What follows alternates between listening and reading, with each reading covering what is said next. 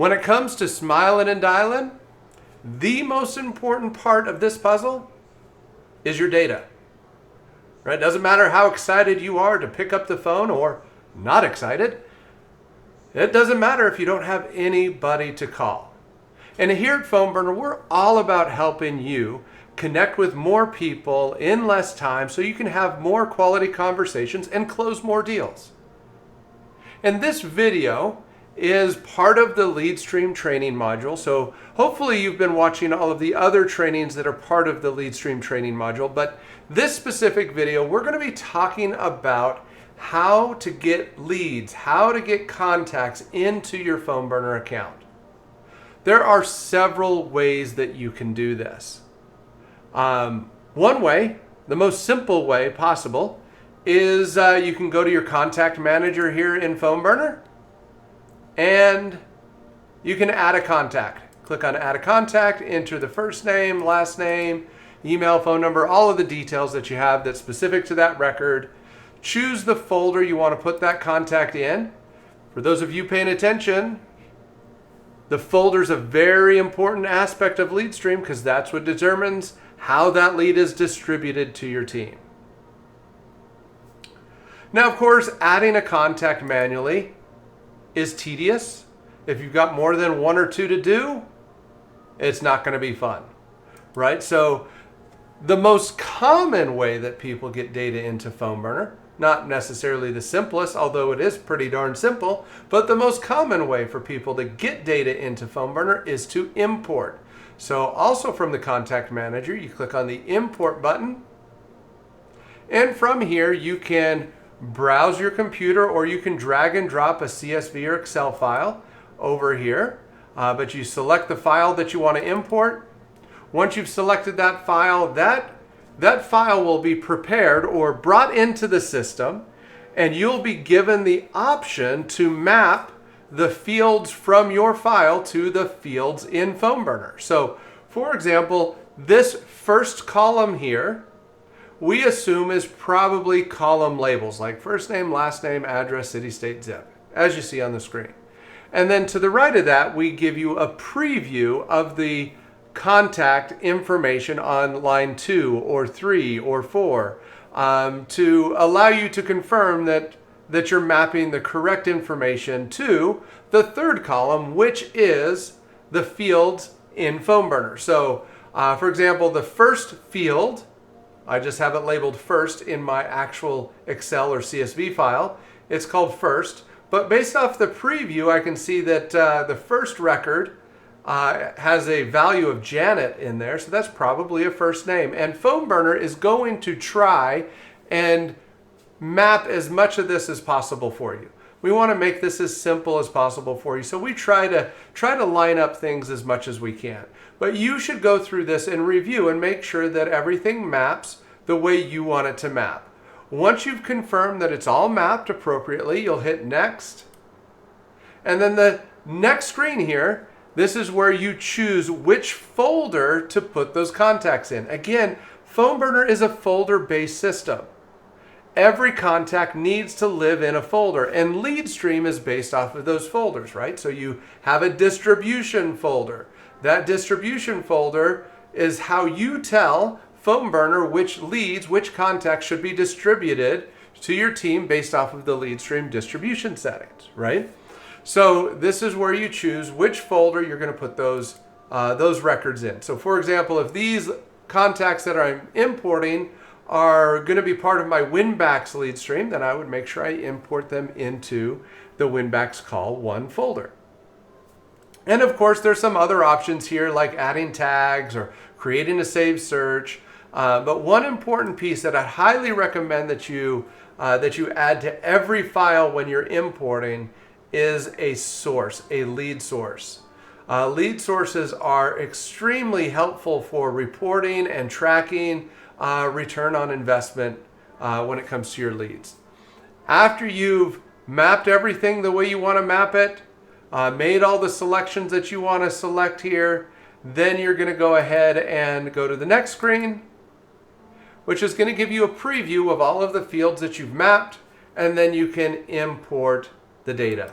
And now the system is going to start to process that file, import it into the list, and make it available to your team, either by automatically distributing it through a round robin lead stream, making it available in a blind poll lead stream, right? We imported this one into our Winbacks Call One, and so those leads would now be available to be called here in our Winbacks Call One lead stream. Here you can see our file just completed. So again, that is the most common way to import data or get data into your PhoneBurner account. However, it's not the only way to get contacts into your PhoneBurner account. You could also use something like Zapier. This training, I'm not going to go deep into the weeds on Zapier. I do have a separate training on Zapier so you can learn how you can take advantage of that tool to get data in and out of PhoneBurner. Really kind of a nice tool. There's lots of tools like it out there as well. You don't have to use Zapier. It's just the one that we manage and maintain, like we maintain that app there. But what I do want to show you is an option that's really popular, really common with LeadStreams, and that is working with a lead vendor to use the API to deliver contacts into the system. Now, I don't want to confuse you, but here I go. I'm probably going to confuse you anyway. We have a general API that you can use on your account to get data into your account. In fact, let me show you that. If we go to integrations, you'll see the PhoneBurner API docs listed here. And of course, you could use the API or send the API information over to somebody so that they could deliver data into the system. Now, this is not how I would typically recommend that you work with a lead vendor. I would not necessarily recommend that you use this documentation for a lead vendor, while it's possible. And if a lead vendor wants to have full access to the API, I'm happy to work with them on that. You know, we're happy to help get them set up so they can build an app and they can make it easy for you to get data into PhoneBurner. The problem that I have with the full API and you just working with a lead vendor and giving them full unfettered access to your account via the API is they can push data in, they can take data out, they can read all of the information in your PhoneBurner account through the full API. We have a separate API. It's a vendor API that vendors can use to push data into your PhoneBurner account. And for some of those vendors, we can work with them so they can actually get their information, the information that they've pushed into your account into the PhoneBurner system. They can extract that and they can get updates and see where those leads are now. But the vendor API is what I'd recommend that you use. And to take advantage of that, we've tried to make it as simple as possible, but you know how that goes. Sometimes you win, sometimes you lose. But if we go to the contact settings and we go to our LeadStream settings, every one of the lead streams that you've created, so if you create a lead stream, when you edit that lead stream and you go to the distribution folder section, you'll see this option here that says adding leads to your lead stream.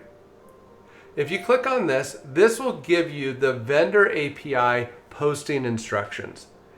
It's a GET request that they would make to PhoneBurner to put contacts into your PhoneBurner account. It's very simple. The URL is listed here. They just need to hit this endpoint, and then they need to send the different keys and values along with that.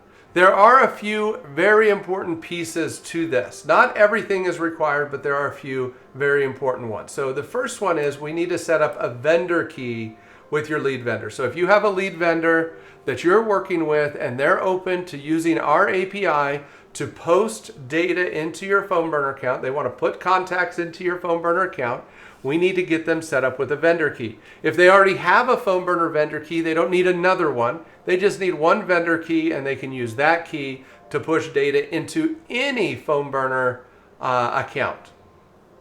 So they need the vendor key, and they need to send that vendor key along with any other data. And then, of course, they can send first name and last name and email. First name and last name are not required. Email is required, but if you're looking to exclude email, let me know. We can work with them and get them a an option to exclude emails if they don't have email addresses. However, most lead vendors are collecting email addresses, and so we want to use that because that's how we scrub for duplicates in this particular case. We're looking for any record that's come into your account that already has that email address. We don't want to bring that in again. If that's a problem and you want multiple contacts with the same email address, we would need to explore the full API to give them the ability to post those leads into the system.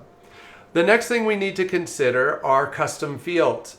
Not required, but they are a little bit unique here. So for example, when putting contacts into PhoneBurner through the vendor API, they need to know the custom field ID. So they need this full thing. Like this is the custom field name for the company name that I might receive for each contact. So a contact has a first name, last name, and a company name. They would need to include this field here if they had that and they wanted to send it. So every custom field has a unique value here. So it's custom underscore field and then the field ID. And then that would be equals, and then they would include the value for each specific record, right? The next thing I want to point out is we do allow you to push contacts into the system through the vendor API with multiple phone numbers. So they would just need to include these pairs here, like additional phones and then the phone number, right? Now, the last two options that we need to consider is the user ID and CM ID. These are required. This is your user ID. Don't write this down. This is my user ID, right? So when you go to the posting instructions in your LeadStream, you're going to see your user ID here. It's going to be the same for every LeadStream in your account. Always the same ID. The CM ID, however, is the folder ID. This is your distribution folder. This is going to be different for every LeadStream. So when you're sending instructions over to your vendor, make sure that you're including this CM ID and the correct CM ID so that the leads get put in the correct folder and get distributed the way you want them to be distributed throughout your team, right?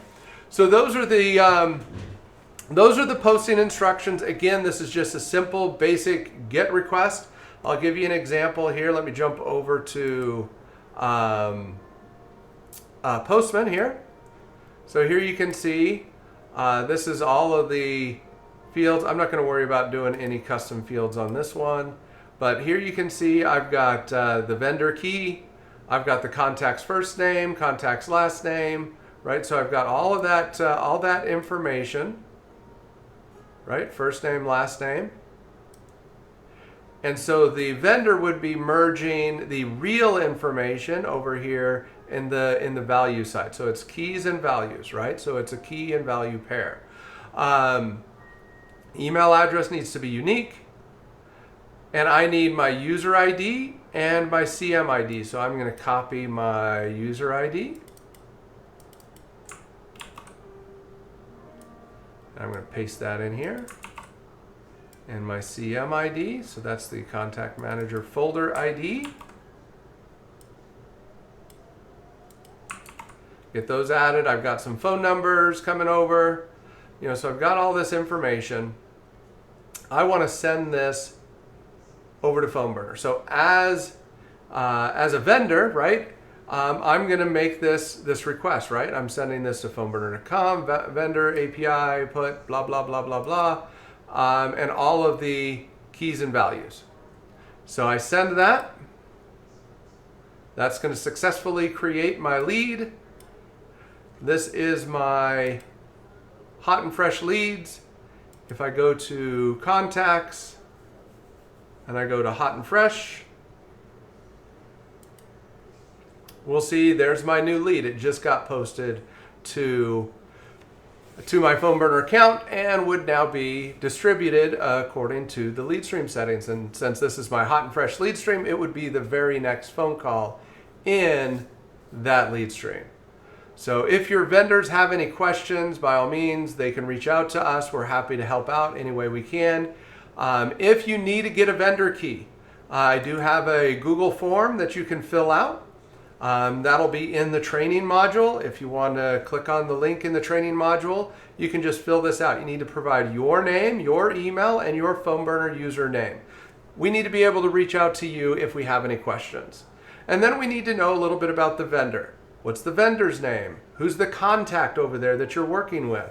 What's their email? What's their phone number? I'm not requiring the phone number, but I do need to get their email address because if I have any questions, I want to be able to reach out to them and just have that documented on my system. But if you're working with a lead vendor and you want them to be able to post leads directly into PhoneBurner for you, we try to make it as super simple as possible, but there are some things that they need to know, that we need to know, they need to know in order to get those contacts posted into your PhoneBurner account. So anyway, that's how easy it is for you to get data into your PhoneBurner account.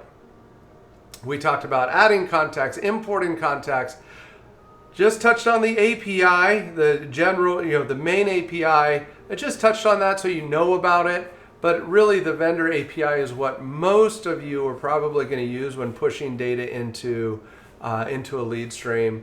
But I'd love to get your feedback. If you have any questions, comments, thoughts, concerns, let me know, and let's get you smiling and dialing with all those leads lickety split. So thanks again for taking the time to watch this video, and happy dialing.